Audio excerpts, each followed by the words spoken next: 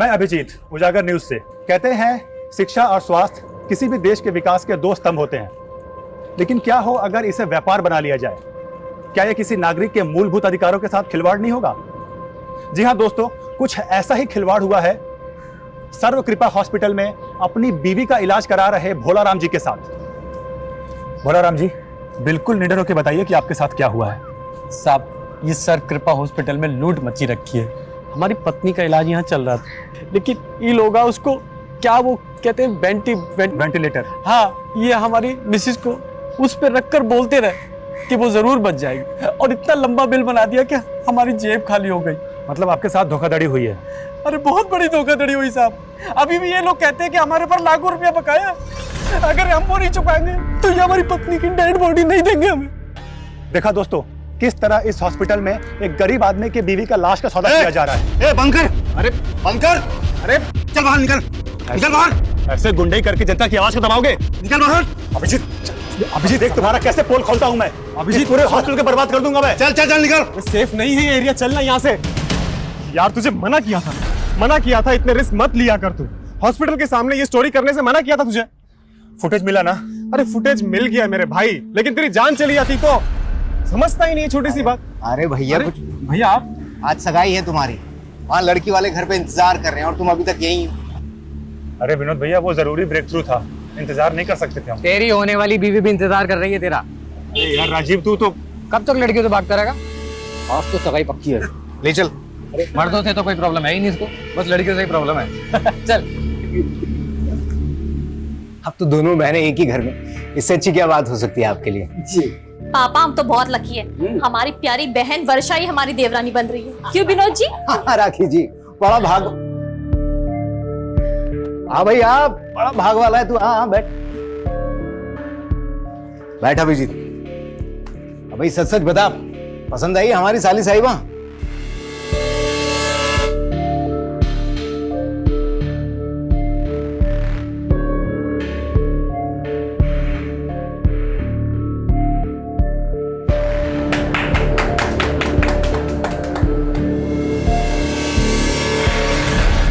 Aunty, हम ये कहाँ हैं? हमें हमारे घर जाना है। आप छोड़ दोगे हमें हमारे घर? हमारे पापा ढूंढ रहे होगे हमें। माँ, हमको लगता है कि हमें शादी वादी के लिए नहीं बने। अभी भैया भाभी के कहने पे जबरदस्ती सगाई तो कर ली, लेकिन तुम तो जानती हो ना हमारी दुविधा।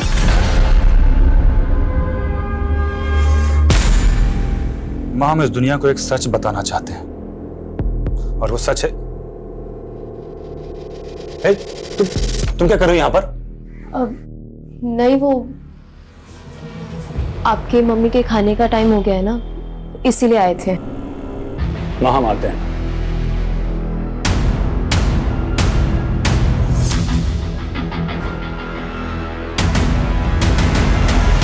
हम अक्सर सच्चाई से भागते हैं। उम्र के हर पड़ाव पर कोई न कोई एक ऐसा सच जरूर होता है जो शायद हम सबसे छुपा लेते हैं।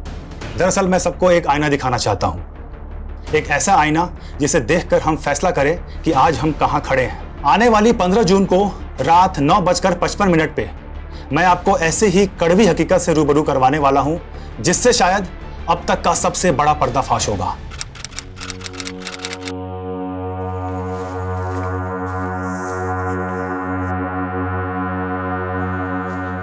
अरे अभिजीत पता नहीं कहाँ रह गया। अरे विनोद भैया, क्या हो गया ये? अरे कुछ नहीं, थोड़ा चक्कर खा के गिर गए थे। अरे बाप रे। अच्छा ये बताइए, अभिजीत को देखा आपने? हमें नहीं मालूम। भाभी भैया, आज 15 तारीख है, 15 जून रात को 9:55 पे वो आज मेरे साथ लाइव आने वाला था, वहां पे किसी चीज का खुलासा करने वाला था। फोन भी नहीं लग रहा है यार उसका, पता नहीं कहाँ रह गया है। 2 दिन से गायब है, और आप लोग आज आ रहे हैं। आपने आखिरी बार कब देखा था सर? सर 15 जून की दोपहर तो उसने हमारे साथ लंच किया था, उसके बाद पता नहीं कहाँ गायब हो गए। तो क्या उसके गायब होने का राज इस वीडियो से जुड़ा हो सकता है, जिसमें वो किसी का खुलासा करने वाला था? आने वाली 15 जून को रात 9:55 पे मैं आपको ऐसे ही कड़वी हकीकत से रूबरू करवाने वाला हूं, जिससे शायद अब तक का सबसे बड़ा पर्दाफाश होगा। हमें तो कुछ समझ नहीं आ रहा सर, आप ही कुछ मालूम कीजिए। ये चोट कैसे लगी आपको? सर वो अचानक से लो बीपी हो गया था चलते चलते, तो सड़क पे गिर गया, उसी से लग गई। अभिजीत ने ये वीडियो कहाँ रिकॉर्ड किया था? सर अभिजीत ने 1 साल पहले ही सोशल मीडिया पे उजागर न्यूज नाम से एक चैनल खोला था। उसके लाखों में फॉलोअर्स हैं और उसके 15 जून के खुलासे वाले वीडियो इनविटेशन को भी लाखों हिट्स मिले। हैरानी इस बात की है कि अभिजीत के कैमरामैन तो को ये नहीं पता कि 15 जून को वो क्या खुलासा करने वाला था। कहीं उसके गायब होने की कहानी का इस खुलासे से कोई ताल्लुक तो नहीं? लग तो ऐसा ही रहा सर। अगर ऐसा है तो हमारे लिए जानना जरूरी है कि 15 जून को वो क्या खुलासा करने वाला था। उसका लैपटॉप, ईमेल आईडी की डिटेल्स, कॉल रिकॉर्ड सब निकलो। लेट्स फाइंड आउट कि अभिजीत ने आखिरी बार किससे और क्या कम्युनिकेट किया था। Okay sir.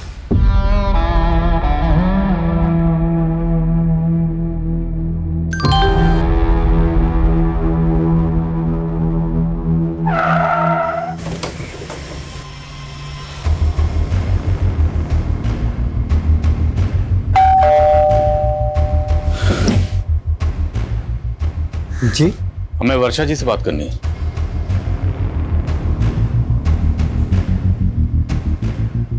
वर्षा जी, 15 जून की शाम को अभिजीत की फोन पर आखिरी बार बात आपसे हुई थी। उसके बाद से वो लापता। आपकी अभिजीत के साथ फोन पर क्या बात हुई थी? आई एम सॉरी वर्षा जी, लेकिन हम आपसे शादी नहीं कर सकते। ऐसा ऐसा क्यों बोल रहे हैं अभिजीत? वो हम आपको वजह भी नहीं बता सकते वर्षा जी। बस इतना समझ लीजिए कि इसी में आपकी भलाई है। सर ऐसा हो ही नहीं सकता, अभिजीत ने खुद शादी के लिए हाँ किया था। तो क्या आपकी साली वर्षा झूठ बोल रही है? राखी जी, आप अपनी छोटी बहन वर्षा के बारे में क्या कहेंगे?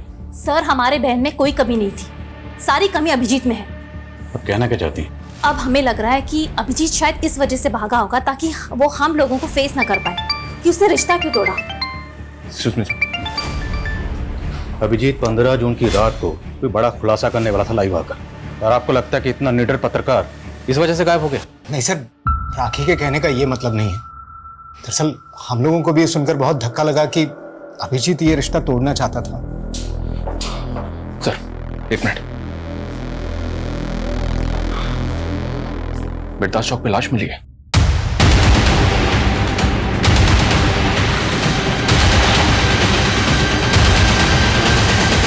आइए सर। सर लाश बुरी तरह से जली हुई है, चेहरा भी पहचान पाना मुश्किल है, लेकिन उसकी कदकाठी अभिजीत की कदकाठी से मैच कर रही है। तो तुम्हें ऐसा लग रहा है कि अभिजीत की बॉडी है? सर अभिजीत का फोन मिर्दास चौक पे ही बंद हुआ था, उसकी फैमिली से शिनाख्त करवा के देखे क्या? सर ये क्या दिखा रहे हैं सर? देखिए, हम मानते हैं कि बॉडी बुरी तरह से जली हुई है, पर हमारे लिए बॉडी की शिनाख्त करवाना बहुत जरूरी है। पर हमें इनकी बॉडी से ये चेन और ये अंगूठी मिली है। ये अंगूठी तो अभिजीत की सगाई की अंगूठी है सर, और ये चेन भी अभिजीत की है सर। ये ले, रोटी खा ले, इतना दुखी मत हो, अब यही हमारी जिंदगी है। ले खा ले, अभी बहुत सारा काम करना है।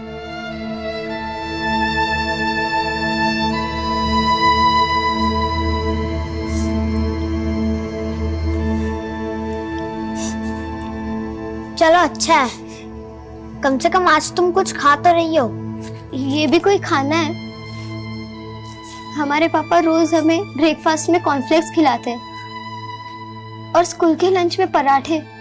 तू कौन से क्लास में पढ़ती थी? 6th। चलो हम तुम्हारा टेस्ट लेते हैं। ये अखबार में जो लिखा है पढ़ने आता है ना? हाँ आता है पढ़ने, तो पढ़ो। भारत जल्द ही 5 ट्रिलियन की अर्थव्यवस्था होगा। माँ, माँ, बच्चों बच्चों बाहर जाओ, बहन आओ ना।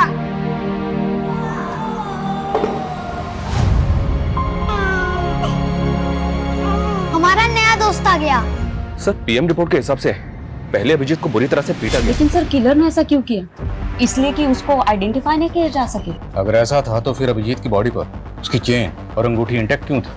यहाँ तक कि उसके बाजू पे जो टैटू था वो भी उसके भाई ने आइडेंटिफाई किया। पहचान मिटाने की कोई कोशिश नहीं की गई। किलर ने अभिजीत को जिंदा जला दिया सर। ऐसा लग रहा है जैसे किलर की अभिजीत के साथ कोई गहरी रंजिश थी। अभिजीत के लैपटॉप से क्लू मिला? साइबर टीम अभिजीत के लैपटॉप और मोबाइल का डेटा रिकवर करी है सर। लेकिन सर अभिजीत का फोन पिछले कई दिनों से अतुल नगर में काफी एक्टिव था। अतुल नगर में कहाँ जाता था? ये तो नहीं पता, लेकिन अतुल नगर में जितने भी सीसीटीवी हैं सबकी फुटेज मंगा रहा हूँ। और अभिजीत का कैमरामैन प्रथमेश, उसने कुछ बताया? नहीं सर, उसे इस बारे में कुछ नहीं पता।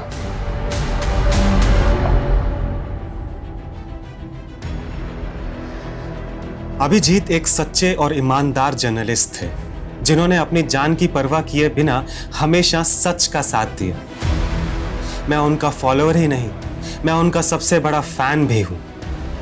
मैं आपसे वादा करता हूं, अभिजीत ने जो काम शुरू किया था अब उसे मैं पूरा करूंगा, चाहे उसके लिए मुझे सच्चाई ढूंढने के लिए पाताल लोक ही क्यों ना जाना पड़े, लेकिन सच्चाई को उजागर मैं करके रहूंगा। सर 24 मई की अतुल नगर की एक फुटेज मिली है, ये देखें।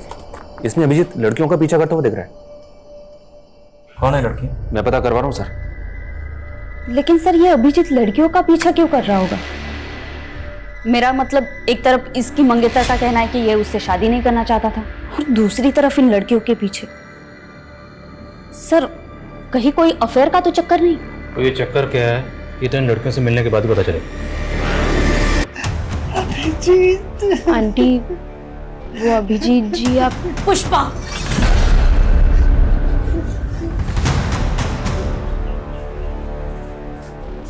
जी माँ जी को क्या बताना है और क्या नहीं बताना ये तुम्हारा काम नहीं है। तुम जाओ। हम उन्हें वो अभिजीत जी हम देख लेंगे, तुम जाओ यहाँ से। और हाँ, अब से काम पे मत आना। जी अब हम तुम्हें अफोर्ड नहीं कर सकते। हमारी माँ का ख्याल हम खुद रखेंगे। तुम जाओ।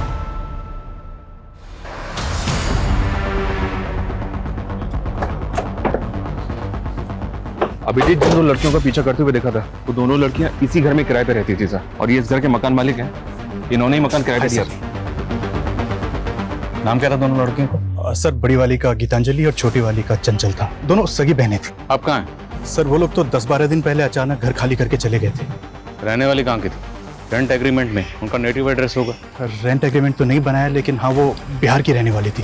तुम लोग भी ना, हम लोग बार बार गाइडलाइन जारी करते हैं कि बिना पुलिस वेरिफिकेशन के मकान किराए पर नहीं देना, पर सुधरोगे नहीं तुम लोग। सर गलती हो गई। लड़कियां करती क्या थी? सर वो घरों में मेड का काम करती थी। कहाँ, किस घर में? सर वो तो नहीं मालूम। लड़कियों के फोन नंबर तो होंगे आपके पास? सर उनके पास फोन्स भी नहीं थे।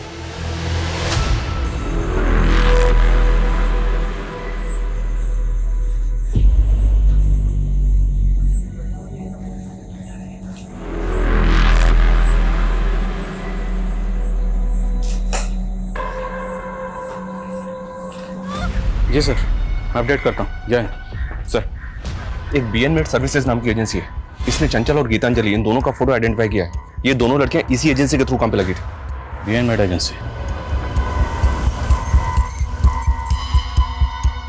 सर ये लड़की गीतांजलि है और ये चंचल। ये दोनों बहनें बहुत मेहनती थी, कभी भी किसी क्लाइंट की कोई शिकायत नहीं आई। लेकिन ये बताइए कि दोनों लड़कियां अब हैं कहाँ? पता नहीं सर, अचानक से इन दोनों ने काम पे आना बंद कर दिया। क्यों? और मालूम नहीं सर।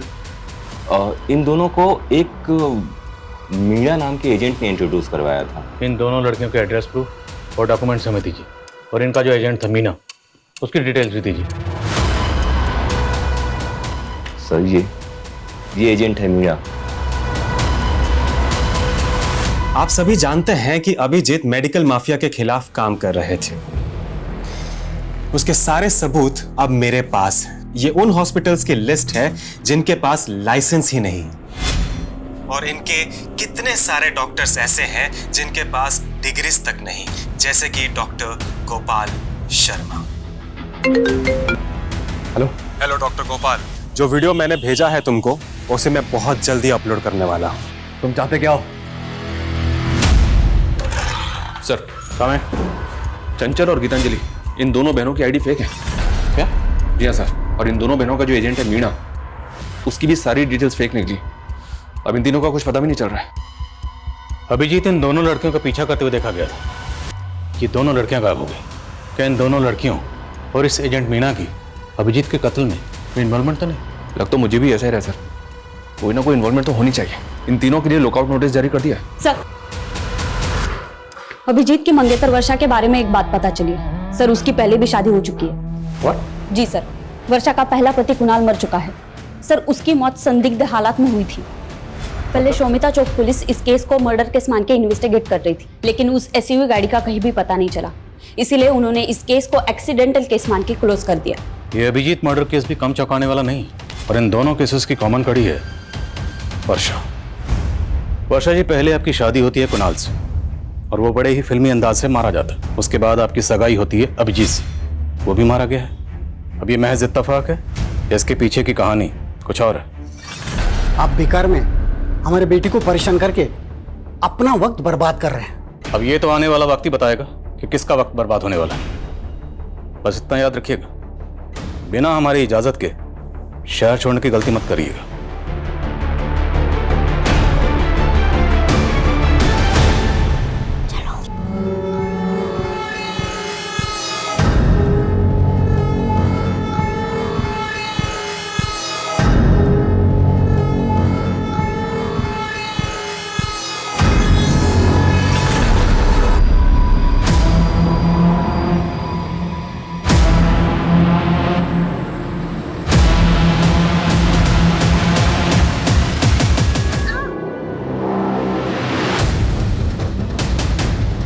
सर,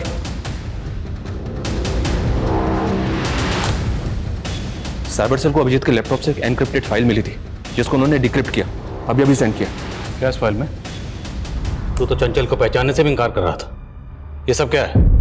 सर, चंचल हमारे यहाँ काम करती थी सर। हम उसे पैसे दे दे के थक गए थे, लेकिन उसका लालच बढ़ता ही चला जा रहा था। मजबूर होकर हमने सब बात अभिजीत को बता दी। उसने हमें प्रॉमिस किया कि वो हमारी मदद करेगा। कहानी अच्छी है, लेकिन सिर्फ कहानी, यह हकीकत नहीं है। हकीकत मैं बताता हूँ कि अभिजीत को पता चल गया था कि तुम उस लड़की की मजबूरी का फायदा उठाकर उसको ब्लैकमेल कर रहे हो, उसका रेप कर रहे हो। इसलिए अभिजीत उस लड़की की मदद कर रहा था और तुमने अभिजीत को रास्ते से हटवा दिया। नहीं सर, ऐसा कुछ भी नहीं हुआ सर। शर्मा, ये ऐसे नहीं समझ रहा, जरा समझाओ इसको अच्छी तरीके से। सर, गीतांजलि, चंचल और मीणा ये तीनों अभी भी ट्रेस नहीं हो पा रहे हैं, और राजीव भी इस बात को एक्सेप्ट नहीं कर रहा है कि उसने लड़कियों के साथ कुछ किया है।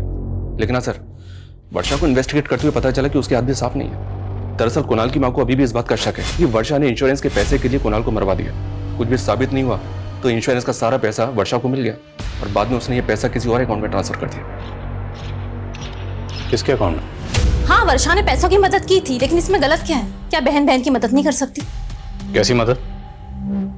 विनोद को करीब 2 साल से बिजनेस में काफी नुकसान हो रहा था। इनका पार्टनर इन्हें बहुत परेशान कर रहा था, पैसे वापस मांग रहा था। विनोद को पैसे वापस देने थे तो वर्षा ने मदद कर दी। लेकिन परेशानी तो फिर भी कम नहीं हुई। कुछ दिन पहले अटैक हुआ था ना पे। उस दिन पुलिस स्टेशन में इस चोट के बारे में पूछा तो झूठ बोल दिया। सर, वो अचानक से लो बीपी हो गया था, चलते चलते तो सड़क पे गिर गया। लेकिन इन सब बातों का अभिजीत के मर्डर से क्या लेना देना?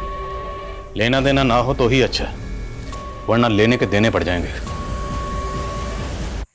एक बात बताओ, तुमने उत्तम को पैसा तो दे दिया था ना? अब तुम भी हम पे शक कर रहे हो। अरे अगर तुमने पैसा चुका दिया था तो लोगों ने हम पे हमला ही क्यों किया? उसी के कारण जो तुमने पुलिस को बताया है। छोटा मोटा पैसा नहीं है ये, और अब तक कर्जा चुकता नहीं हुआ है।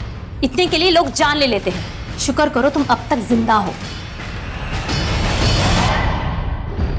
सर, ये दोनों बहनें जितनी सीधी नजर आ रही हैं उतनी है नहीं। आज की दुनिया में कोई भाई या बहन अपनी प्रॉपर्टी या पैसा बिना लिखा पढ़ी के किसी को नहीं देता है, और वो भी अपनी बहन के पति के कर्ज को उतारने के लिए। विनोद के बिजनेस पार्टनर से कंफर्म करो, दोनों बहनों के कॉन्टैक्ट अच्छे से चेक करो। तो तूने विनोद पे अटैक करवाया था? अटैक कैसा? आपको कोई गलतफहमी हुई है, और उसने कुछ पैसे लौटा भी दिए थे हमें। लेकिन उधार तो काफी बाकी है ना बीबी। वो भी निकलवा लेंगे। अटैक करवाएगा दोबारा? विनोद ने कंप्लेंट नहीं लिखवाई ना, फिर क्यों बाल की खाल उतार रहे हैं? और वो फुद्दू हमारे खिलाफ बोलने की हिम्मत भी नहीं करेगा। माँ, हमसे बहुत बड़ा गलती हो गया। अगर हम अभिजीत को पहले ही सब कुछ बता दिए होते तो शायद वो हमें इस मुसीबत से निकाल चुका होता। ले लो, 70 लाख है इसमें।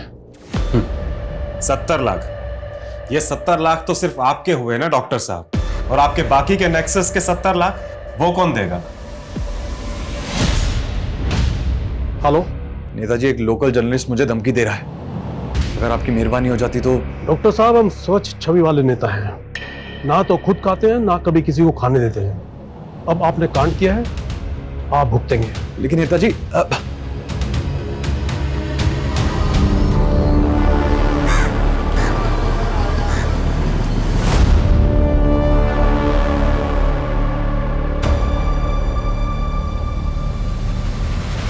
हम थक गए हैं ये करते करते। अभी और कितने खून बहाने पड़ेंगे? ये हमारा तीसरा अबॉर्शन है। न जाने तुमसे शादी करने के लिए हमें अभी कितना और इंतजार करना होगा। हम जल्दी सब कुछ ठीक कर देंगे। एक दूसरे से प्यार करते हैं। और सर, हमें पता था कि वर्षा के पिताजी हमें कभी स्वीकार नहीं करेंगे, इसलिए पहले कुणाल और अब अभिजीत खत्म कर दिया। नहीं सर, हमने ऐसा कुछ नहीं किया है। 15 जून को अभिजीत की आखिरी बार फोन पे बात तुमसे हुई थी? जी सर, हमारी बात जरूर हुई थी, पर बात कुछ और हुई थी। इस पर एक और नई कहानी। एक्चुअली सर, हम आपसे झूठ बोल रहे थे। हम किसी और से प्यार करते हैं। अरे लेकिन वर्षा, ये सब तुम हमको सगाई से पहले बता सकती थी ना। हाँ अभिजीत, लेकिन हम क्या करते, हम मजबूर थे। अभिजीत, क्या आप एक फेवर कर सकते हैं? आप खुद ही पापा को कह दीजिए ना कि आप शादी नहीं करना चाहते। लेकिन अभिजीत माना नहीं। तुम दोनों को लगा कि तुम दोनों की पोल खोल देगा, इसलिए तुम दोनों ने उसकी जान ले ली। वैसे तुम्हारे लिए किसी मासूम की जान लेना कोई बड़ी बात नहीं है। 3 अबॉर्शन तो पहले ही करा चुके हो। और तुम अपनी बहन राखी को किस बात के पैसे दे रही थी? सर, उसको हमारे अफेयर के बारे में पता चल गया था। बोली कि अगर हमने उसे पैसे नहीं दिए तो वो हम दोनों को फंसा देगी। सरासर झूठ बोल रही है वो सर। अगर उसकी करतूतों के बारे में पता होता तो उसकी जान ले लेते। हमने सिर्फ विनोद का कर्जा उतारने के लिए उससे पैसे लिए थे और कुछ भी नहीं था। तो आप कहना चाहती हैं कि आपकी बहन और उसके आशिक ने मिलकर अभिजीत को मार दिया? उनकी बात वो जाने सर, हमने कुछ नहीं किया। क्या जोड़ी है दोनों बहनों की? छोटी वाली बड़ी पे इल्जाम लगा रही है और बड़े वाली छोटी पे। कोई बात नहीं, वक्त आने पर सब पता चल जाएगा किसकी कहानी सच्ची है किसकी झूठी।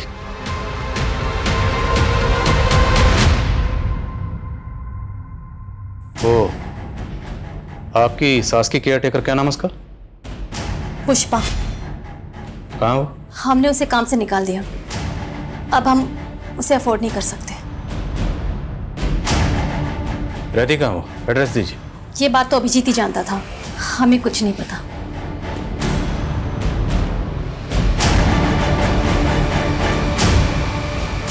सर, कहीं राखी पुष्पा को लेकर भी तुमसे कुछ नहीं छुपा रही है? हो सकता है कि इसी ने पुष्पा को जानबूझकर गायब कर दिया क्योंकि वो कोई राज जानती थी।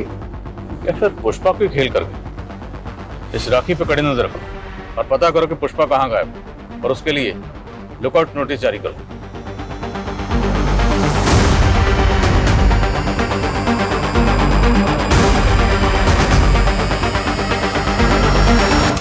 सर, छत्तीसगढ़ पुलिस से पुष्पा के बारे में एक इन्फॉर्मेशन मिली है। पुष्पा एक बागी ग्रुप की मेंबर है और कई सालों से वांटेड है। पुष्पा एक बागी थी? तो वो अभिजीत के घर पे क्या कर रही थी?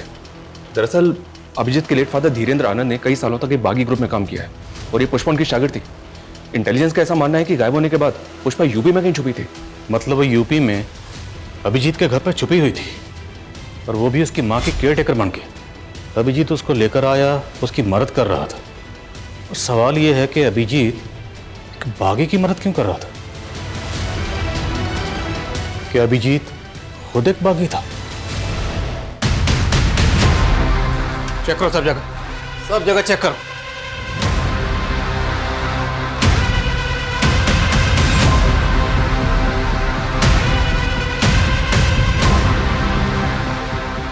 सर, बहुत गलत कर रहे हैं आप। एक ईमानदार पत्रकार की छवि के साथ में खिलवाड़ कर रहे हैं आप लोग। फिलहाल तो हम जा रहे हैं, लेकिन अगर हमें बाद में पता चला कि अभिजीत के साथ मिलकर आपने बागियों का साथ दिया था तो हम आपको नहीं छोड़ेंगे। चलो।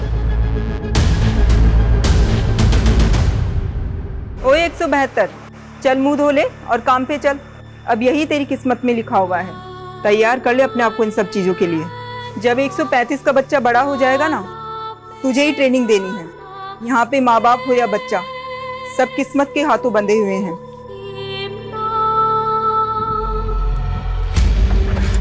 हो सकता है ये अभिजीत भी अपने फादर की तरफ भागी। ये और पुष्पा दोनों किसी सीक्रेट मिशन पर थे। जैसे ही मिशन पूरा हुआ, अभिजीत ने अपनी मौत का ड्रामा रचा। उसके बाद वो और पुष्पा दोनों गायब हो गए।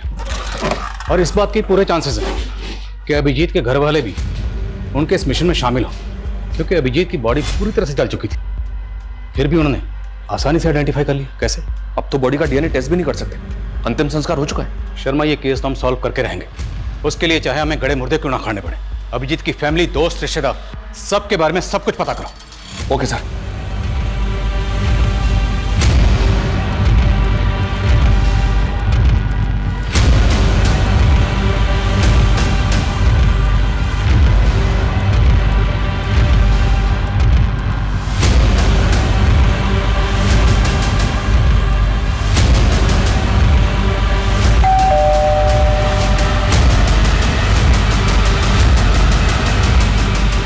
सर,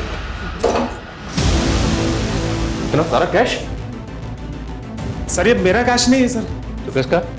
सर ये तो अभिजीत का है। अभिजीत के लिए फंड इकट्ठा कर रहा है। आखिर ये अभिजीत करना क्या चाहता है? अभिजीत? सर उसका तो मर्डर हो गया ना। साले, अभी बोल रहा है अभिजीत का कैश। सर ये उसी की ईमानदारी का मोल है जो हम बेईमानी से कमा रहे हैं। मैं, राखी और उत्तम साथ में मिलकर के ये काम कर रहे हैं सर। तुम्हारी छोटी बहन वर्षा का नीरज से अफेयर और तुम्हारा अपने पति के बिजनेस पार्टनर उत्तम से अफेयर। अति उत्तम। सर हमारा कोई अफेयर नहीं है। हमने सोचा था कि विनोद उत्तम के साथ बिजनेस करके सेटल हो जाएगा, लेकिन आलसी घाटा करके बैठ गया। ओ मैडम, यहाँ मैं मुनाफा या घाटा जानने के लिए नहीं बैठा हूँ। तुम तीनों ये बताओ कि अभिजीत को क्यों मारा?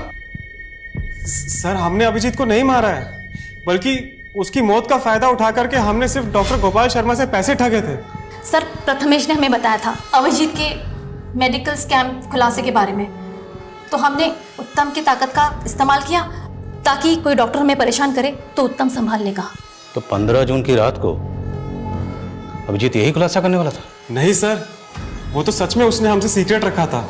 वो कुछ और बात थी और उसी की वजह से उसकी जान गई है सर। तुम तीनों को तब तक तोड़ेंगे जब तक सच नहीं कबूलोगे। नीलम, तोड़ो। डॉक्टर गोपाल की कुंडली निकलवा। पूरे चांसेस है कि 15 जून को अभिजीत जो खुलासा करने वाला था वो उसी डॉक्टर के खिलाफ हो। हेलो, क्या? आप मुझे डिटेल्स मिल कीजिए।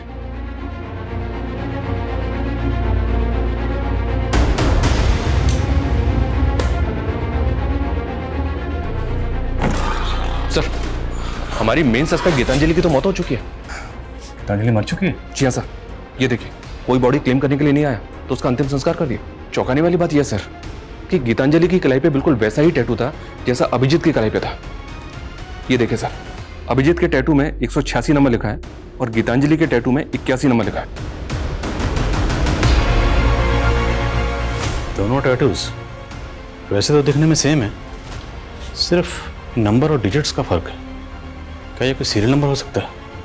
और इन टैटूज का हमारे सस्पेक्ट्स में से और किससे कनेक्शन हो सकता है? राजीव, वर्षा, नीरज, राखी, प्रथमेश, उत्तम या फिर पुष्पा? अभिजीत और गीतांजलि के बीच का कॉमन कनेक्शन है राजीव, लेकिन सर राजीव का तो कहना है कि वो इन टैटूज के बारे में कुछ नहीं जानता। पर अभिजीत की कलाई पर वैसा ही टैटू क्यों है जैसा कि गीतांजलि की कलाई पर है? गीतांजलि की बहन चंचल से इसका पता चल सकता है।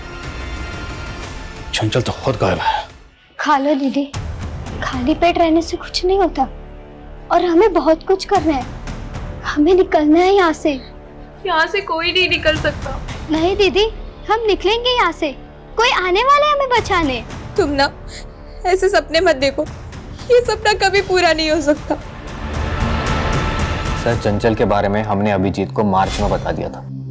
उसके बाद अप्रैल में अभिजीत बिना किसी को बताए 20 से 25 दिन के लिए किसी असाइनमेंट पर बाहर चला गया था। हाँ, अभिजीत अप्रैल में काफी दिनों तक नहीं था और उस दौरान उसने हमको कॉल भी नहीं किया था। मार्च में वो टैटू उसके हाथ में था? नहीं, तब तो नहीं था, लेकिन जब वो वापस आया तो हमने वो टैटू उसकी कलाई में देखा। तो आपने उससे पूछा कि वो टैटू उसने कहाँ बनवाया था और क्यों बनवाया था? नहीं सर, ऐसा तो उसने कुछ नहीं बताया। सर पहले तो हमें भी अजीब लगा था क्योंकि वैसा ही टैटू चंचल की कलाई पर भी था। ऐसा तो नहीं कि गीतांजलि और चंचल का उन टैटू से कोई ऐसा राज जुड़ा था जो अभिजीत जानना चाहता था, इसलिए उनका पीछा कर रहा था। लेकिन सर वो ये सब जानने के लिए अपनी कलाई पे वैसा ही टैटू क्यों बनवाएगा? और ये अभिजीत अप्रैल में 20-25 दिन के लिए कहाँ गायब था?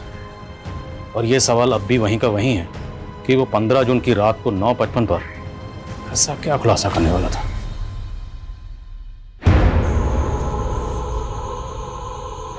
देखो, हम जानते हैं चंचल और गीतांजलि के अलावा तुम लोगों के साथ यहाँ पर क्या हो रहा है। हम यहाँ की सच्चाई पता करने आए। आप हमें यहाँ से आजाद कर दोगे ना भैया? हाँ, लेकिन उसके पहले तुम्हें सब बताना होगा कि यहाँ पर हो क्या रहा है।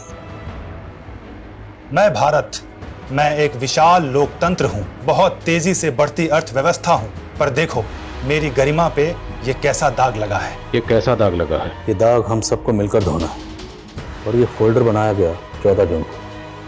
हो ना हो, ये जो 15 जून को खुलासा करने वाला था, ये लाइंस उसकी उसी स्पीच का हिस्सा है। लेकिन सर इसका तो कोई क्लू ही नहीं मिल रहा है कि ये खुलासा क्या था, किसका था और किसके लिए था। हमारा देश महान है भैया, और हम भी आजाद होंगे। बस आप जल्द से हमें लेने आ जाओ, हम आपका वेट कर रहे हैं। हमारे पास एक ऐसी चाबी है जिससे सारे ताले खुल सकते हैं, और वो एजेंट मीना, क्योंकि गीतांजलि और चंचल को डोमेस्टिक एजेंसी के लिए वही लेकर आया था। शर्मा, ढूंढो उसे। खबरों को काम पे लगाओ, जेलों में जितने भी कैदी हैं उनके बारे में पता करो, तुम्हें जो करना है करो, लेकिन किसी भी सूरत में मुझे एजेंट मीना चाहिए। Okay sir.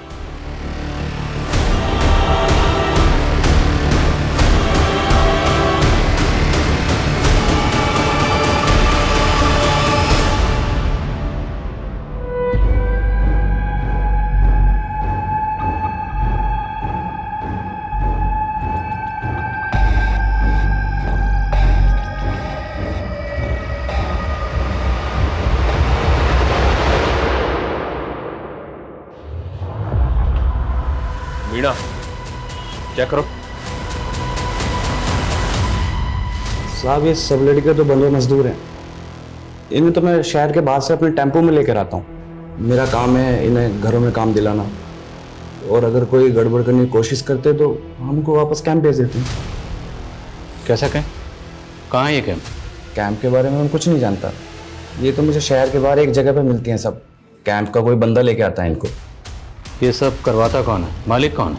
साहब, इसके बारे में मुझे कुछ नहीं पता। सबसे पहले हमें ये पता करना होगा ये कैंप है कहाँ। इस नेक्सस ने बहुत गहराई तक अपनी जड़ें फैला रखी। ड्रोन कैमरा यूज करने की परमिशन निकलो, पूरा शहर और उसके आसपास जितने एरिया सब जगह स्कैन करो। कोई भी एरिया छूटना नहीं चाहिए।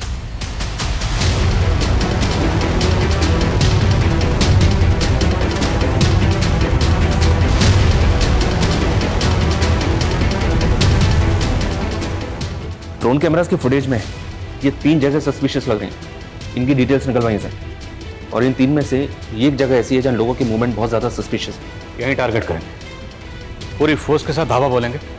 तैयारी करो। Okay sir.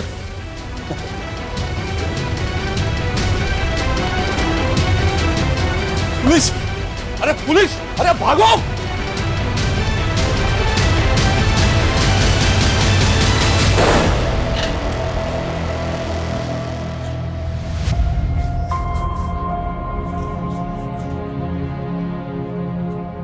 डरो मत, हम लोग आप लोगों को बचाने आए हैं। आपको अभिजीत भैया ने भेजा है ना? वो बोलते थे हम जरूर आजाद होंगे। हाँ बेटा, हमें अभिजीत भैया नहीं भेजा। अभिजीत भैया कहाँ है? उन्होंने कहा था हम उनके साथ टीवी पे आके जय हिंद बोलेंगे। बेटा, मुझे अभिजीत भैया नहीं भेजा है आप सबको लाने के लिए, और उन्होंने कहा जब मैं आपसे मिलूं तो आपसे बोलूं कि आप जोर से जय हिंद बोलें। जय हिंद। जय हिंद। तुम लोगों को बंधुआ बनाकर उन पर जुल्म करते थे। कब से चला ये सब? साहब, काफी टाइम से हमारे लोग हर शहर में फैले हुए साहब। अगर हमें कोई अनाथ या कोई मजबूर मिलता था, हम इन्हें अपना कैंप में लेके आते साहब, और हम बच्चे लोग को भी किडनैप करके लेके आते साहब। अब ये बताओ कैंप में उनसे करवाते क्या थे? साहब जैसे गीतांजलि और उसकी बहन चंचल, है ना? दीदी को पूरा भरोसा था कि एक दिन हम उस जंजाल से बच निकलेंगे। देखना चंचल, एक दिन आएगा जब हम आजाद होंगे और बहुत ही बेहतरीन जिंदगी जिएंगे, ऐसी नहीं। पर उसके लिए हमें कैंप से बाहर आकर घरों में काम चाहिए था, इसलिए हमने कैंप में अच्छा बर्ताव किया, उन लोगों का भरोसा जीत लिया। फिर तुमने राजीव के यहाँ काम करना शुरू कर दिया, उसको ब्लैकमेल किया। हमारी पूरी कमाई तो वो मीना ले जाता था और हमें अपनी जिंदगी शुरू करने के लिए कुछ पैसों की जरूरत थी, और इसलिए हमारे पास और कोई रास्ता नहीं था। लेकिन राजीव ने अभिजीत को सब बता दिया। हाँ, लेकिन अभिजीत भैया को ब्लैकमेलिंग से ज्यादा उस गिरोह के बारे में चिंता थी। देखो, मुझे पता है तुम लोगों के साथ क्या हो रहा है। मैं तुम्हारी मदद करना चाहता हूँ, लेकिन उसके लिए मुझे तुम्हारे जैसे मजदूर बन के ही उस कैंप में घुसना पड़ेगा और अपने हिडन कैमरे से सब कुछ रिकॉर्ड करना होगा कि वहां पर एक्चुअली में हो क्या रहा है। फिर हमने उन्हें वहां घुसने में मदद की और वो हमारे कैंप में शामिल हो गए। साहब, मुझे शक हुआ कि अटेंडेंस रजिस्टर में गड़बड़ दिखा साहब, और वो कमीना पत्रकार वो मौका देख के भाग गया और गीतांजलि ने उसको मदद की थी कैंप में घुसने के लिए साहब। इसलिए तुम लोगों ने गीतांजलि को मार दिया और उसके बाद जब तुम लोगों को पता चला कि 15 जून को अभिजीत को खुलासा करने वाला है तो उसको भी मार दी। साहब, हमारे लोग ने अभिजीत पे नजर होगा साहब। बोल, अपने बाप का नाम बोल।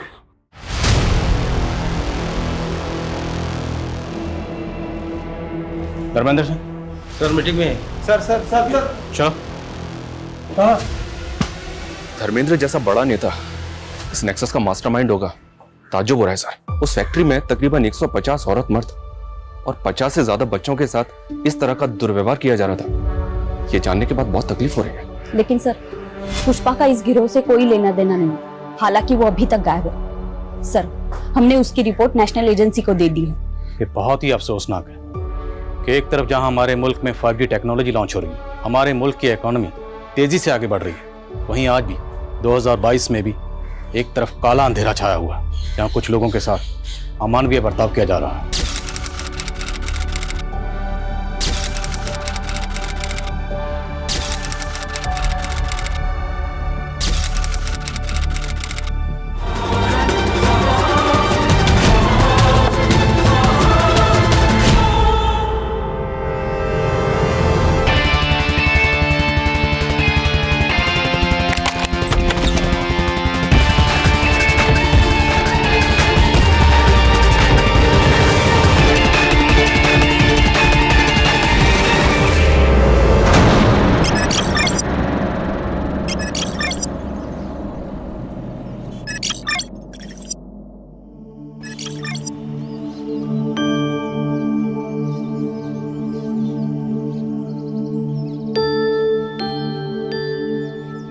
कोमल, तुम लोगों की बातें खत्म हो गई तो चले? कोई देख लेगा तो प्रॉब्लम हो जाएगी।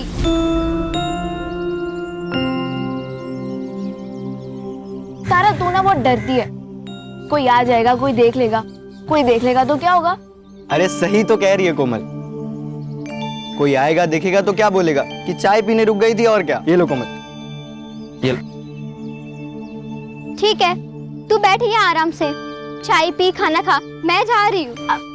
अरे रुक, मैं आ रही हूँ। अरे यार, ये तारा ना हमेशा हड़बड़ी में रहती है, कभी आराम से बात नहीं करने देती। और तू चाय पिलाते रहेगा या बताएगा भी कि तू उससे प्यार करता है? अरे पर मैं उसको बताऊं कैसे? कोमल, चल ना। तू ही घास नहीं डालता, वरना वो मुन्ना ना फिदा है तुझ पर। तू ही पढ़ इन सब चक्करों में, मुझे पढ़ाई करनी है। ए तारा, रुक इधर, चल थोड़ा काम कर, मेरे साथ काम कर, चल काम कर। आजोबा, आपने शराब पी हुई है? तो पिए। तो कुछ नहीं, अगर आप शराब पी सकते हो तब अपना काम भी खुद कर लो। ए रुक रुक, किधर जा रही है? ए किधर जा रही? रुक रुक रुक। आजोबा क्या करते हैं? छोड़ा नहीं जाना। आजोबा क्या करते हैं? सना करिए क्या? पापा, मैं तेरे को क्या कर? क्या कर रही है तू? तेरे को क्या करता हूँ? इन्होंने शराब पी रखी है तो तूने भी पी रखी है क्या?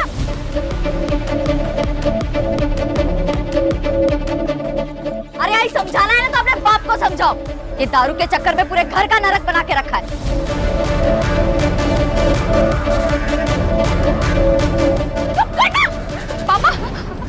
जया, अपनी बेटियों को काबू में रख, वरना तू बहुत पछताएगी, बहुत पछताएगी तू। देख देख क्या करता हूँ मैं तुम लोग को, देख क्या करता हूँ। क्या है? जब भी घर में आती है तो हंगामा खड़ा करती है। आप मुझे क्यों बोल रही हो आई? आजोबा ने शराब पी है, आप उनसे कहो ना। तो पीने देना, तेरा क्या जाता है? देख बेटा, तू बस अपनी पढ़ाई पर ध्यान दे। आई पढ़ाई भी तो नहीं हो रही है ना, कल स्कूल में फीस नहीं देंगे तो बाहर कर देंगे। वो हो जाएगी फीस। यदि तू गई है सरपंच जी के पास मजदूरी लाने, लेकर आएगी ना तो कल अपनी फीस भर देना। चल अभी अंदर, रोज रोज का हंगामा, तंग आ गई हूँ मैं।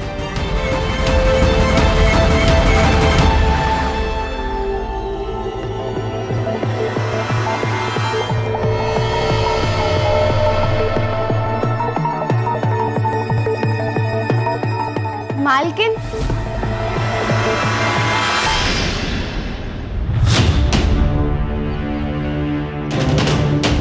अरे रितु, कैसे आई तुम? वो मालिक मजदूरी के पैसे दे दीजिए। अच्छा, ये ना, आजा आजा, देता हूं मैं।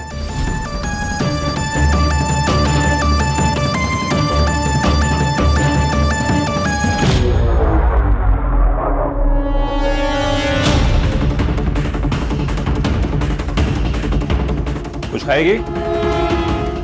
नहीं मालिक, आप मुझे मेरे पैसे दे दीजिए, मुझे घर जाना है, बहुत देर हो रही है। अरे टेंशन मत ले तू, तुझे छोड़ दूंगा मैं अपनी गाड़ी से। ये रहे तेरे मजदूरी के पैसे।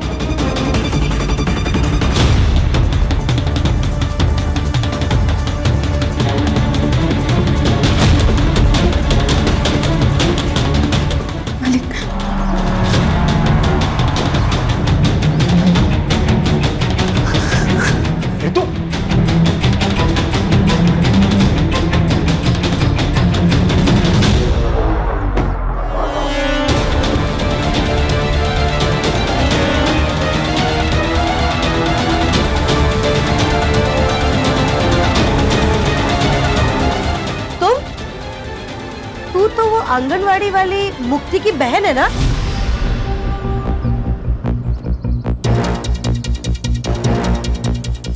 यहाँ क्या करने आई है? खेत में काम किया था ना, उसकी मजदूरी लेने आई थी। आई मैंने ही कहा था कि घर आके मजदूरी लेना। अच्छा, तू जा।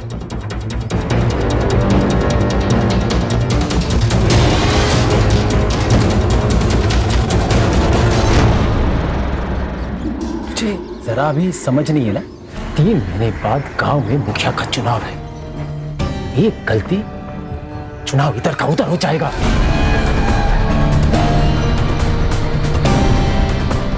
अरे कुछ नहीं होता राधा, अब खामखा में टेंशन ले रहे हो।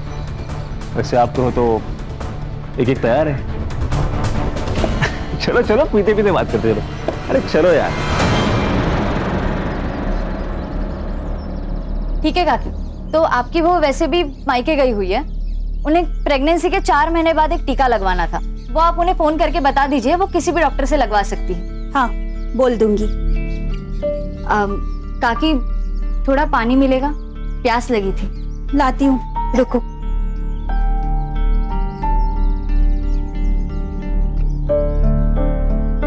ये लो। हाँ,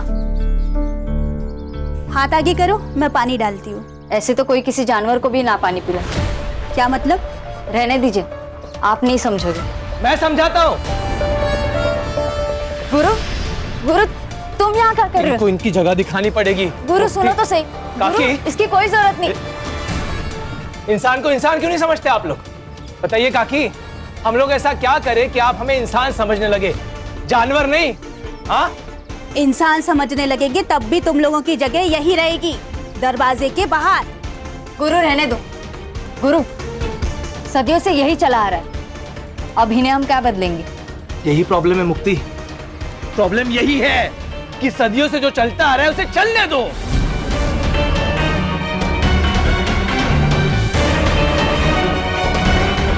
कि नहीं? एक बात सुनिए आप लोग, अब ऐसा नहीं होगा, बदलना पड़ेगा। काकी, बदलना पड़ेगा। चल गुरु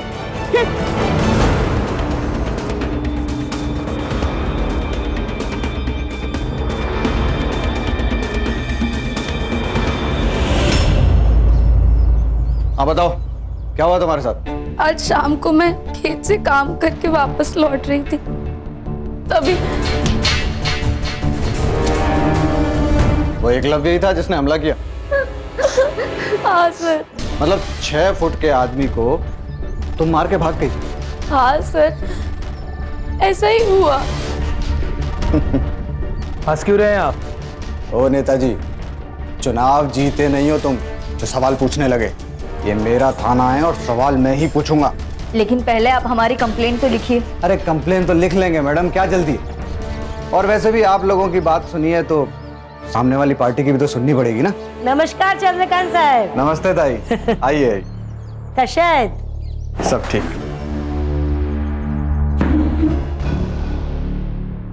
क्या रे जया, ये सब क्या तमाशा लगा के रखा है? तमाशा कुछ नहीं है, तुम्हारे बेटे ने रितु का रेप करने की कोशिश की। मुझे इसका रेप करने की क्या जरूरत है? ये तो वैसे भी पैसों के लिए मेरे साथ संबंध बनाती है। इंस्पेक्टर साहब, ये झूठ बोल रहे हैं, हमारी बेटी ऐसी नहीं है। ये जया का बाप साईनाथ सर, आप ही ने तो पकड़ा था कच्ची शराब बनाने के मामले में। और ये लड़कियां, ये तो इस गुरु का ही सुनेंगी ना। इसे चुनाव जो जीतना है। क्या बोला रे तू? क्या बोला तू?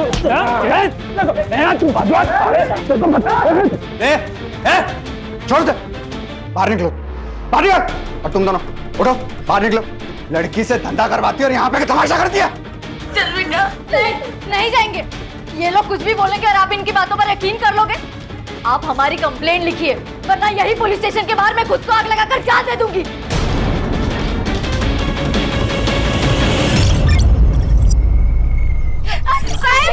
साहब, हमारी रितु को कहाँ लेकर जा रहे हैं?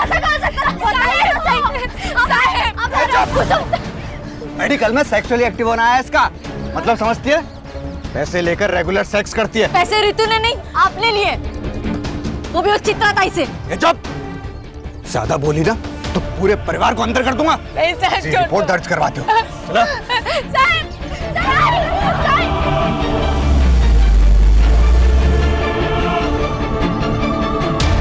हेलो गुरु।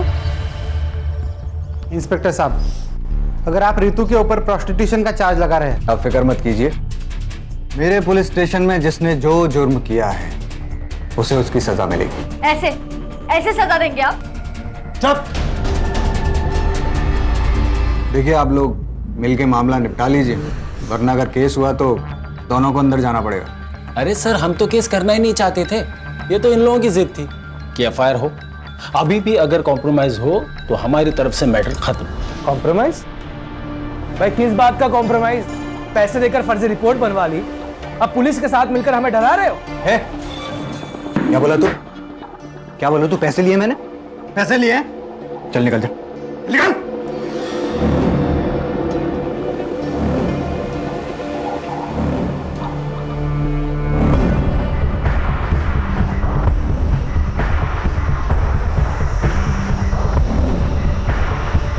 जया, सुनो मेरी बात, ये कोर्ट कचहरी का मामला है और केस खत्म होने के लिए सालों लग जाते हैं। ये केस लड़ने के लिए और ये वकील बाबू को फीस देने के लिए पैसे हैं तेरे पास?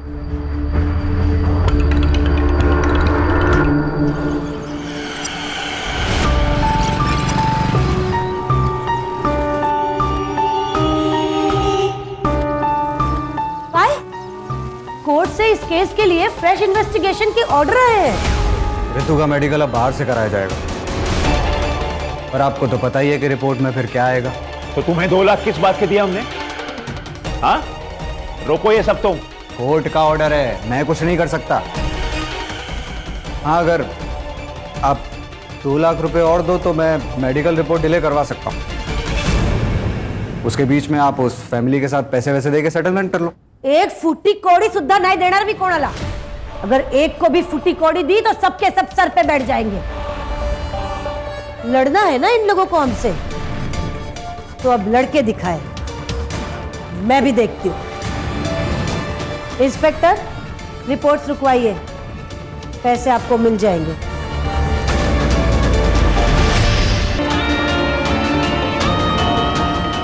कोमल, तू ना इस तारा के साथ मत घुमा कर। तुझे पता नहीं कैसी लड़की है और इसकी बहनें।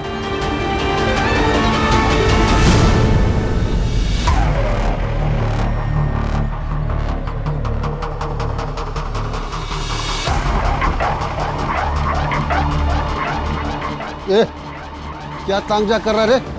हैं? जरा इधर आइए ना। ये जो लड़की अंदर गई उसका रेट क्या है? क्या बोला रे? वो तो गांव वाले बोल रहे थे, सब चलता है इधर।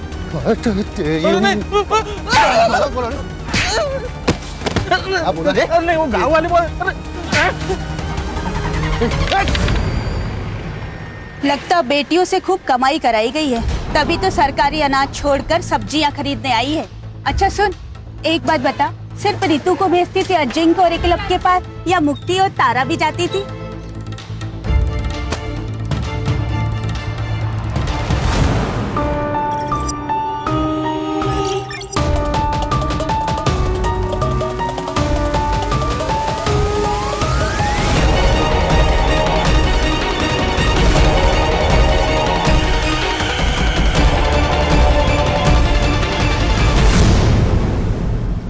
हाँ मुक्ति दीदी बोलिए। हेलो कोमल, तुम्हें तारा ने कुछ बताया? वो कहाँ गई है, किस काम से गई है? नहीं दीदी, उसने तो कुछ नहीं बोला, बस बोला काम है और चली गई। ठीक है।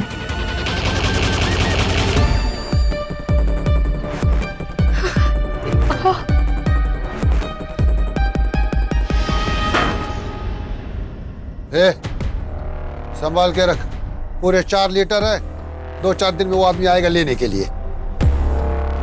रितु कहाँ है? वो तो आपके साथ गई थी ना? गई तो थी, लेकिन वो तो पहले ही जंगल से आ गई।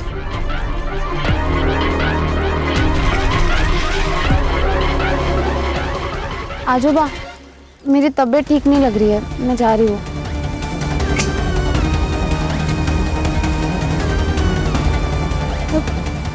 पापा, रितु घर नहीं आई और तारा भी स्कूल से घर वापस नहीं आई। मेरा नाम मुक्ति कौरी है, मैं अम्बेवाड़े गांव से हूँ। मेरी 2 बहनें हैं, रितु और तारा, दोनों नाबालिग हैं। वो कल दोपहर से दोनों गायब हैं और यहाँ के पुलिस इंचार्ज चंद्रकांत पाटिल वो उन्हें ढूंढना तो दूर, FIR तक नहीं दर्ज करवा रहे, क्योंकि वो इस गांव के सरपंच चित्रा जोशी और उनके 2 बेटे अजिंक्य और एकलव्य जोशी, इन दोनों को बचाना चाहते हैं। मैं सारे नेता और सारे अधिकारियों से पूछना चाहती हूँ, अगर गरीब होना, पिछड़े समाज का होना एक अपराध नहीं है, तो मुझे और मेरे परिवार को न्याय कब मिलेगा? लड़कियों को गायब हुए 36 घंटे हो चुके हैं और आखिरकार इस वीडियो के वायरल होने के बाद पुलिस डिपार्टमेंट नींद से जागा है। अम्बेवाड़ी पुलिस स्टेशन की पूरी टीम को सस्पेंड कर दिया गया है और एक नई टीम को असाइन किया गया है। अब देखते हैं ये टीम क्या कमाल दिखाती है। Now it's up to them कि वो जल्द से जल्द रितु एंड तारा कोरी को सही सलामत ढूंढ निकाले। सर, ये लोकल पुलिस ने बहुत गलत काम किया है इस मामले में। ना रेप अटेम्प्ट की FIR दर्ज की, ना किडनैपिंग की। इसलिए देखिए हमारे पास आया है खान, जल्द से जल्द दोनों लड़कियों को ढूंढना है और हमारे डिपार्टमेंट के ऊपर जो कीचड़ उछाले जा रहा है इसको रोकना है। ये भीड़ क्यों है यहाँ इतनी? पुलिस प्रशासन, पुलिस प्रशासन, पुलिस प्रशासन, पुलिस प्रशासन, पुलिस प्रशासन, पुलिस प्रशासन, पुलिस प्रशासन। चुप! क्या हो रहा है? क्या है? ए चुप! क्या है इतना पब्लिक? पीछे हटाओ इनको सबको। चलो चलो। जय हिंद सर। क्या चल रहा है? जय हिंद। पब्लिक इतना क्यों है यहाँ? सर वो जो मिसिंग केस थी 2 बहनों की अम्बेवाड़ी गांव से, सर अब वो मिसिंग केस नहीं रहा, अब वो मर्डर केस बन गया है। कुछ देर पहले वहाँ एक लाश मिली है लड़की की। मतलब मार दिया उसको? नहीं सर, जो लाश मिली है वो उन दोनों बहनों में से किसी की नहीं है। फिर किसकी है लाश?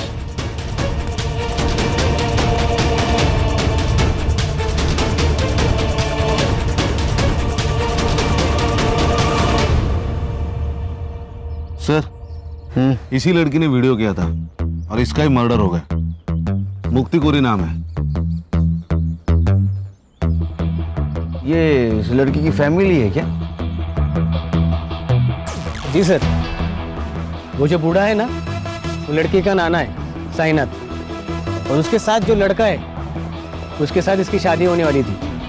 गुरु शिंदे नाम है उसका। और सर, इस लड़की ने जो औरत चित्रा जोशी और उसके बेटे अजिंक्य और एकलव्य जोशी का नाम अपने वीडियो में लिया था ना, ये जमीन उन्हीं की है। Doesn't make sense sir. ये देखिए, इसके सर पर चोट आई है, मतलब काफी खून बहा होगा, लेकिन सर यहाँ जमीन पर बिल्कुल भी ब्लड के ट्रेसेस नहीं है। सर इसका मतलब इसे मारा कहीं और गया और यहाँ पे लाके डम कर दिया। सर, कल रात को मुक्ति घर पे नहीं आई, इसलिए मुझे और मुक्ति की माँ जया को लगा कि मुक्ति और गुरु रितु और तारा को ढूंढ रहे हैं। मैंने मुक्ति को ड्रॉप किया था घर के बाहर। कितने बजे? लगभग 12 बजे के आसपास दोपहर में। दोपहर को 12 बजे से वो घर पे नहीं थी, तो आपने उसको फोन करने की कोशिश नहीं की? हमारे घर में 2 ही फोन है, एक मेरा एक मुक्ति का।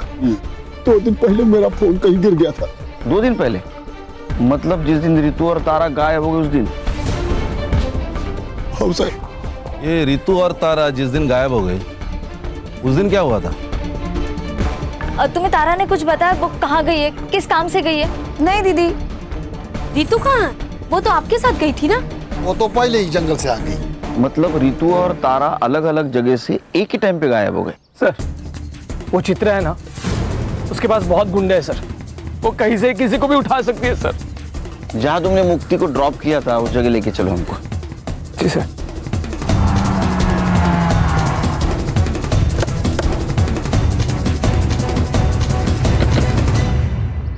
सर, यहीं पे मुक्ति को ड्रॉप किया था मैंने। वो सामने घर है सर, यहाँ से वो पैदल गई थी। चलो घर दिखाओ। नहीं सर।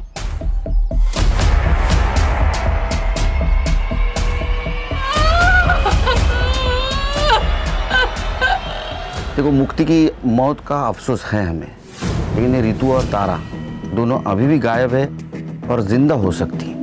अगर आप हमारी मदद करोगे तो शायद उन्हें हम ढूंढ पाएंगे। रितु और तारा का कहीं अफेयर चल रहा था? क्या बोल रहे हो सर आप? हमें हर एंगल चेक करना होता है। तारा कोमल को बोल के निकली थी मैं काम से जा रही हूँ, और रितु साईनाथ को बोल के निकली थी मैं घर जा रही हूँ, और दोनों एक साथ निकली। तो कहीं ऐसा तो नहीं कि दोनों का एक साथ भाग जाने का प्लान था? साहब, हमारी बेटियां ऐसी नहीं थी।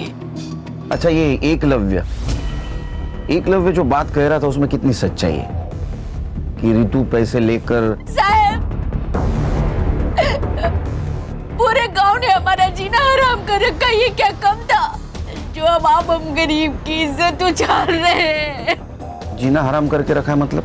साहब, चित्रा और उसके बेटों ने पूरे गांव में ये फैला दिया था कि मुक्ति, तारा, रितु धंधा करती है।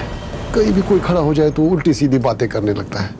अच्छा, ऐसा किसी पे शक है आपका कि जो इस झूठ बात को सच मानता हो? सर, पक्का तो नहीं कह सकता हूँ, लेकिन कई बार मैंने देखा कि एक लड़के को यहाँ चक्कर मारते हुए।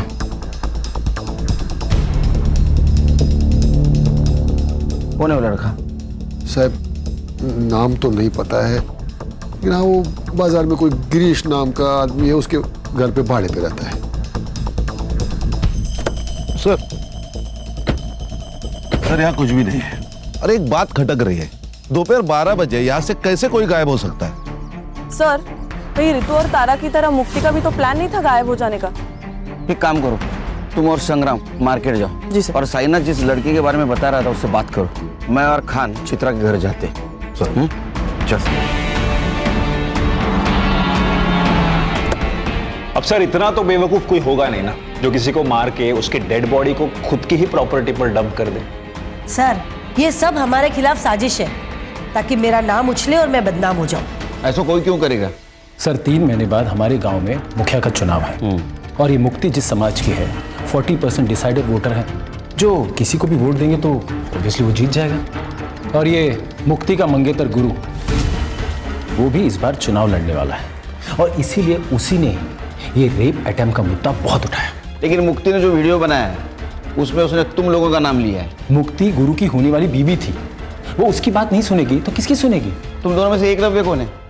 मैं हूं सर। और रितु कह रही थी कि तुमने उसका रेप करने की कोशिश की, और तुम्हारा कहना है कि रितु पैसे लेके कोई भी काम करने के लिए तैयार होती है।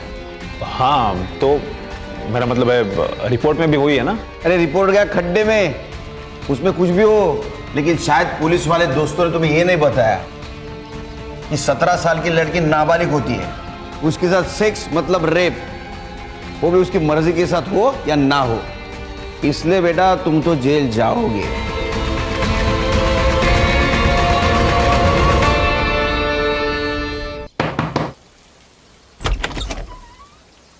अभिषेक नाम है क्या तेरा? नहीं, मेरा नाम नीरज है। अभिषेक मेरा भाई है। कौन है? देख, जितना भी कुछ पता है सब सच बता दे, बाद में बोलना मत, मैंने मौका नहीं दिया। क्यों चक्कर लगाता था उसके घर के? सर मैं एक फैक्ट्री में काम करता हूँ, दिन भर काम करके रात में वैसे ख्याल आते हैं। तो गांव वालों से बहुत दिनों से सुन रहा था कि गांव में कुछ लड़कियां धंधा करती है, तो उसी जुगाड़ में गया था कि कुछ मन बहल जाए मेरा। तो साइनाथ को देख के भागा क्यों तू? अरे मैडम, वो बूढ़े ने वो आदमी को ऐसा भगाया था कि मेरी तो बोलती बंद हो गई थी। मुझे कुछ समझ में नहीं आया था, मेरी तो हिम्मत ही नहीं हुई उससे बात करने की, तो मैं बिना कुछ बात किए वापस आ गया था। अभी बिना बताए जाना मत कहीं।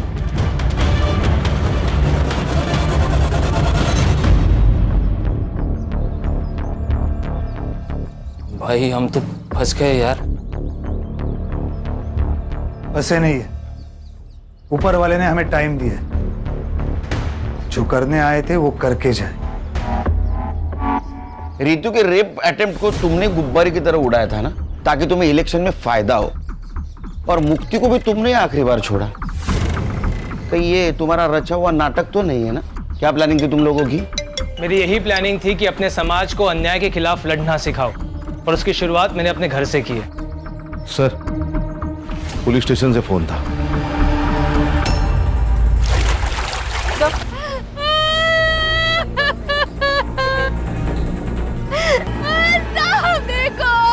सर, बॉडी फूलने के कारण ऊपर आ गई थी और गांव वालों ने हमें इन्फॉर्म किया। बॉडी फूलकर अगर ऊपर आई है तो इसका मतलब 2 दिन हो गए बॉडी को। सर, ये दोनों बहनें जब गायब हुई उसी दिन या उसके दूसरे दिन इन दोनों को मार दिया होगा। सर, मुक्ति डेस्परेटली अपनी दोनों बहनों को ढूंढ रही थी। इट्स पॉसिबल कि उसने उन्हें ढूंढ लिया हो और इस वजह से मुक्ति को मार दिया गया। मुक्ति की सीडीआर रिपोर्ट और पीएम रिपोर्ट का क्या हुआ? सर, शाम तक मिल जाएगी, मैं अपडेट करता हूँ। पता तो चले मुक्ति पहले मरी, ये दोनों लड़कियां। कितने साल हो गए तेरे को पुलिस डिपार्टमेंट में? सर 7 साल। तो 7 साल में एक बात पता नहीं चली, 17 साल की लड़की नाबालिग होती है, उसके साथ सेक्स मतलब रेप ही होता है, वजह कुछ भी हो। और वो एकलव्य कह रहा था ना कि रितु के साथ वो पेड सेक्स करता है, फिर भी एफआईआर क्यों नहीं दर्ज की उसके खिलाफ? सर मैं जांच कर रहा था। किस बात की जांच कर रहा था? सर वो रितु का नाना है साईनाथ। सर वो अवैध शराब बनाता है, उसकी शराब पीकर एक आदमी मर गया कुछ महीने पहले। सर तो चित्रा ने उसकी कंप्लेन की थी, मैंने सोचा कि एफआईआर से पहले एक बार जांच कर लूं। ये कोर्ट के आदेश के ऊपर दूसरी बार मेडिकल हुआ था रितु का, तो उसका रिपोर्ट क्यों नहीं फाइल में? कैसे होगा सर, ठीक से काम करता तो होता ना। मैंने लैब में फोन किया था सर, शाम तक रिपोर्ट मिल जाएगी। कितने पैसे लिए रहे तूने चित्रा से? सर 4 लाख रुपए।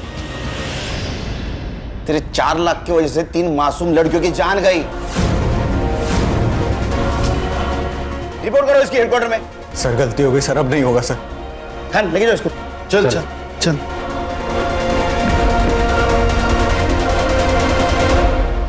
सर, ये मुक्ति की पीएम रिपोर्ट। सर पर चोट लगने की वजह से जो ब्लड लॉस हुआ है, उस वजह से मौत हुई है उसकी। रेप नहीं हुआ है उसके साथ। सर उसकी सीडीआर भी आ गई है सर, ये देखिए। इसके मुताबिक मुक्ति की लास्ट लोकेशन वही थी जहां गुरु ने उसे ड्रॉप किया था, और साईनाथ की लास्ट लोकेशन गांव के जंगल की नहीं, उसके एग्जैक्ट अपोजिट एक शमशान हुए वहां की है सर। और उसके 200 मीटर पे अजिंक्य का सेलफोन एक्टिव था सर, सेम टाइम पे। ये दोनों एक साथ क्या कर रहे थे शमशान भूमि में? No idea sir. और सर इस साईनाथ ने लास्ट फोन तारा के दोस्त कोमल को किया था। साईनाथ ने कोमल को कॉल किया था?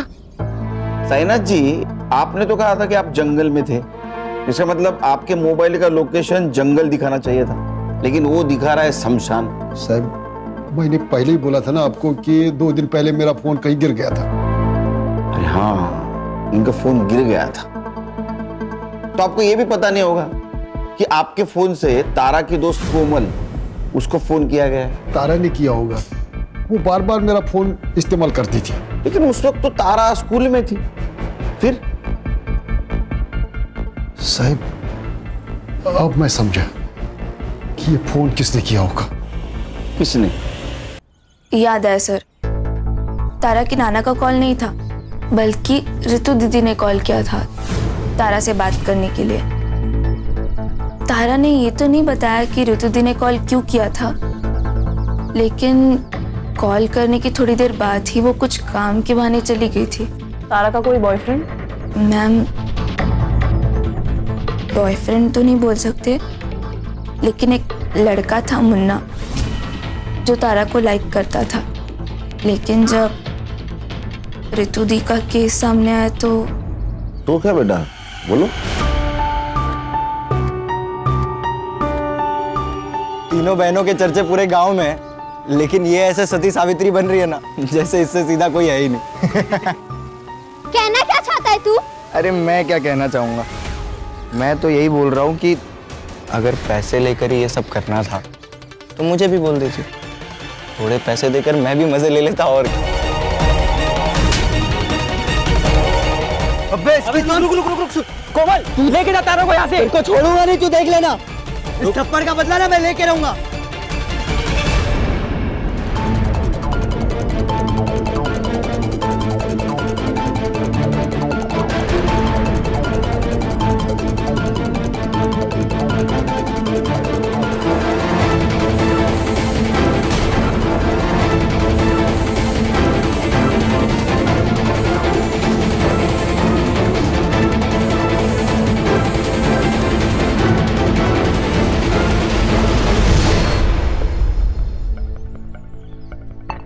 क्या हीरो तारा को धमकी दी थी कि थप्पड़ का बदला लेगा? सर, यहाँ खाने कमाने से फुर्सत नहीं, बदला क्या लूंगा? मैं तो हमेशा अपने दुकान पर ही रहता हूँ। आप चाहे तो अभिजीत से पूछ लीजिए। अभिजीत कोमल का बॉयफ्रेंड ना? ये तारा जब गायब हुई उस वक्त तू कहाँ था रे? उस वक्त साहब मैं घर पे था साहब। मैं घर पे था? अरे हीरो तू कहाँ था रे? मैं तो यही दुकान पे था साहब।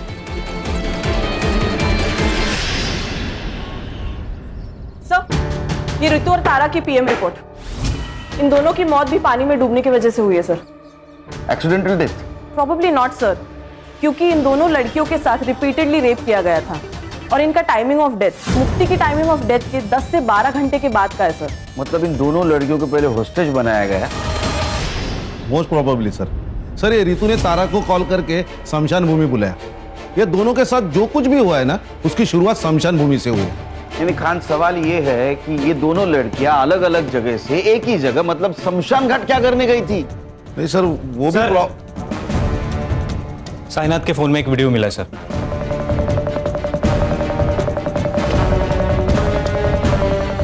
ये करने गई थी। ये ले तेरे पैसे। तुम्हें क्या लगता है कि तुम पैसों से कुछ भी खरीद सकती हो? अपने बेटे की आजादी भी। जब पैसे नहीं लेने थे तो मुझे बुलाया क्यों? ताकि तुम्हारी सच्चाई पूरी दुनिया के सामने ला सकूं कि कैसे तुम्हारे बेटे ने मेरे साथ गलत किया और तुम उसकी गलतियों पर पर्दा डालने के लिए कितने भी पैसे लुटाने को तैयार हो। अच्छा, क्या कर लेगी तू? बता, क्या कर लेगी? रितु ने तुम्हें मांडवली के लिए बुलाया, ये वीडियो बनाया, और ये वीडियो प्रूफ की तौर पे समाज के सामने ना आए, इसलिए तुम सबने मिलकर उन दोनों बहनों को मार दिया। सर, हमने किसी को नहीं मारा। तो अजिंक्य क्या कर रहा था स्मशान में? उसको मैंने ही कहा था रुकने के लिए। एक्चुअली त्या दिवशी मी ऑफर केली होती जयाला, पर तब दोनों बहनों ने ना बोल दी कि हम केस वापस नहीं लेंगे।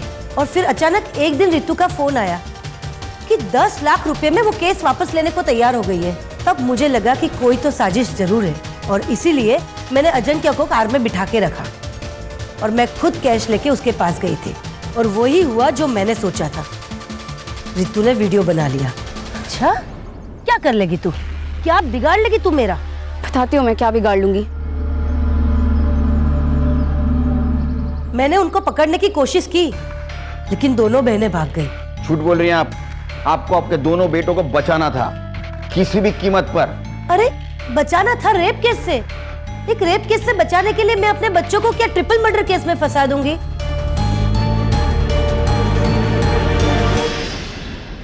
सर, एक आदमी के बारे में पता चला है सर। उसकी मौत साईनाथ ने बनाई हुई शराब पीने से हुई। कौन है? राकेश। उसकी तो मौत हो गई है सर, लेकिन उसके दोनों बेटे अब भी गांव में रहते हैं, किराए के घर में।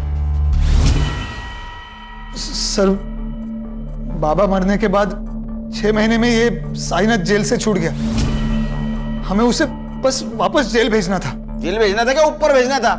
नहीं सर, उसे जेल भेजना चाहते थे हम लोग बस। इसके लिए उसकी भट्टी का पता लगाना जरूरी था ताकि पुलिस को उसकी भट्टी के बारे में बता सके सर। लेकिन इस बार साईनाथ ने भट्टी अपने घर पे नहीं लगाई थी सर, तो भट्टी के बारे में जानने के लिए उसके ऊपर नजर रखना जरूरी था, इसलिए हमने गांव में किराए पे घर लिया था सर। उससे बदला नहीं ले पा रहे थे, इसलिए उसका बदला लेने के लिए तुमने इन दोनों लड़कियों को मार दिया? नहीं सर। नहीं सर, बदला लेना चाहते थे सर हम, लेकिन कानूनी तरीके से सर। हाँ। गैर कानूनी तरीके से नहीं सर। संग्राम। सर। बैठ। तू तो कह रहा था वो रितु और तारा जिस दिन गायब हो गए उस दिन तू घर पे था, लेकिन तेरा मोबाइल लोकेशन स्मशान का दिखा रहा है। ए, चल फटाफट बता। सर का गुस्सा बहुत बेकार है। तू सह नहीं पाएगा, चल बोल। बताता हूँ साहब, बताता हूँ साहब। मैं तारा के पीछे गया था, लोगों से सुना था कि वो लोग पैसे लेकर सोती है, इसलिए मैंने सोचा मैं भी ट्राई करता हूँ। तो उसने नहीं माना, इसलिए तूने उसको मार दिया? नहीं साहब, मैं तो घर वापस आ गया था। वो लोग मिलके कुछ तो प्लानिंग कर रहे थे। वो लोग किसी की तो वीडियो बना रहे थे। मुझे लगा अगर मैं इनको कुछ बोलूंगा कि ये लोग मेरी वीडियो ना बना ले, इसलिए साहब बिना कुछ बात किए मैं वहां से लौट आया। मैं सच बोल रहा हूँ, मैंने कुछ नहीं किया साहब, मैंने कुछ नहीं किया साहब। वो कार वाले लोग ने कुछ किया होगा। कौन सी कार? साहब, जब मैं वापस लौट रहा था, लौटते वक्त मैंने एक कार देखी, वो शमशान की ओर जा रही थी। कौन थे कार में? उतना मैं देख नहीं पाया, लेकिन कुछ इलेक्शन के स्टिकर्स लगे हुए थे कार पे। ये थे क्या? नहीं। ये? हाँ मैडम, ये था। सर ये? इसके पास तो कोई कार नहीं है। कार इसके पास नहीं है, इसके दोस्त के पास है। एक मिनट। मेरी 2 बहनें हैं, रितु और तारा, दोनों नाबालिग हैं। वकील बाबू, तुम्हारी गाड़ी स्मशान भूमि के स्पॉट हुई है और उसमें मुक्ति के ब्लड के ट्रेसेस भी मिले।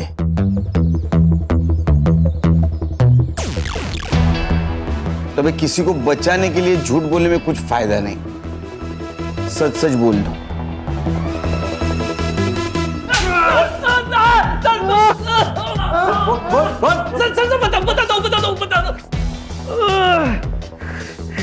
बोलो। हमने सबको नहीं मारा सर। रितु के केस की वजह से मेरे इलेक्शन कैंपेन को बूस्ट मिल गया था सर, और उस केस में कुछ था नहीं सर, जल्दी खत्म हो जाता, और इलेक्शन को अभी 1 महीना बाकी था।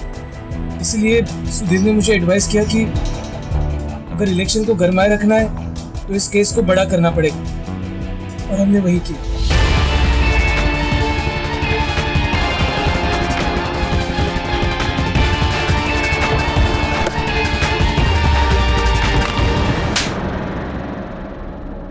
सर, मुझे लगा कि मैं पहले किडनैपिंग के केस को उछालूंगा, बाद में मर्डर केस बना दूंगा, लेकिन एक दिन पहले मुक्ति को पता चल गया कि मेरा इन्वॉल्वमेंट है। कैसे पता चला? सर, जल्दबाजी में तारा का स्कूल बैग कार में रह गया। झूठ मत बोलो गुरु, ये बैग तारा का ही है, और अगर तुम मुझे सच नहीं बता रहे हो कि ये बैग तुम्हारे कार में कैसे आया, मैं अभी के अभी जाके पुलिस स्टेशन में सब कुछ सच बताऊंगी कि ये सब तुमने किया है। मुक्ति, बात सुन। मुक्ति को मैंने चित्रा के बाग में फेंक दिया ताकि वो लोग फंस सके, और बाद में तारा और रितु को मार दिया। प्लान तो यही था सर, पर उसके पहले वो दोनों भाग गई। उस रात उन दोनों को मारने वाले थे, पर उस दिन गुरु लेट हो गया और मैं नशे में धुत था, पर इतने में पता नहीं कैसे रितु ने अपने आप को खोल लिया और जब मैं रूम में घुसा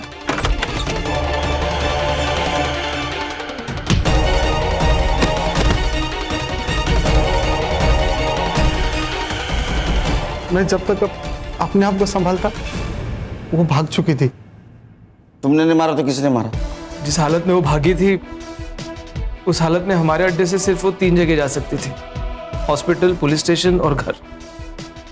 हॉस्पिटल हमारे गांव में है नहीं सर, चंद्रकांत की वजह से पुलिस स्टेशन वो जा नहीं सकती थी, तो हम घर में चले गए और हमारा अंदाज़ा सही निकला। वो दोनों घर में गई और जया काकी से मिली भी। वो दोनों जया काकी को हमारे बारे में कुछ बता ही नहीं पाई। हम चुपचाप वहाँ से चले गए।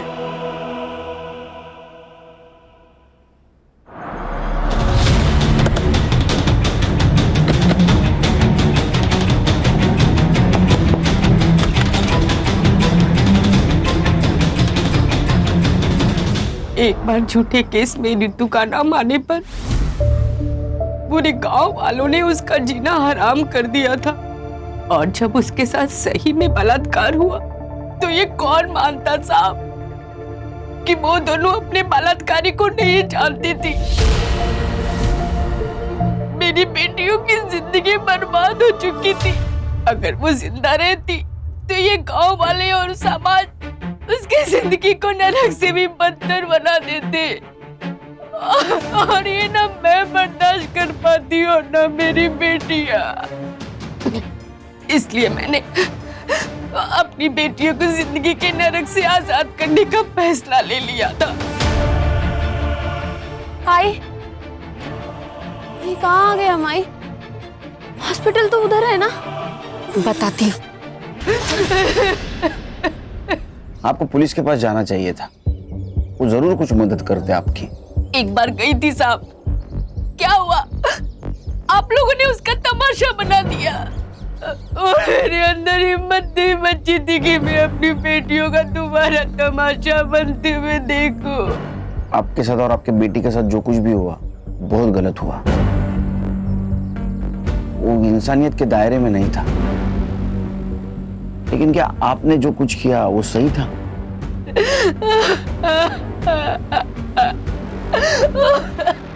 सर, सिर्फ इसलिए कि कोई हमारे जाति धर्म का नहीं है, हम उसके साथ इतना गंदा बर्ताव कैसे कर सकते हैं? सर इतना टॉर्चर कि उन्हें जिंदा रहने से ज्यादा मरना आसान लगने लगे। बदलाव एक रात में नहीं आता। छोटे से बदलाव के लिए बार बार कोशिश करनी पड़ती है। हल्की सी ठोकर से हार मानकर कोशिश बंद नहीं करनी चाहिए। समाज को समझाना चाहिए, उन्हें बताना चाहिए, कोशिश करती रहनी चाहिए। देखो, एक ना एक दिन अपना समाज जरूर बदलेगा, हम बदलाव लाएंगे।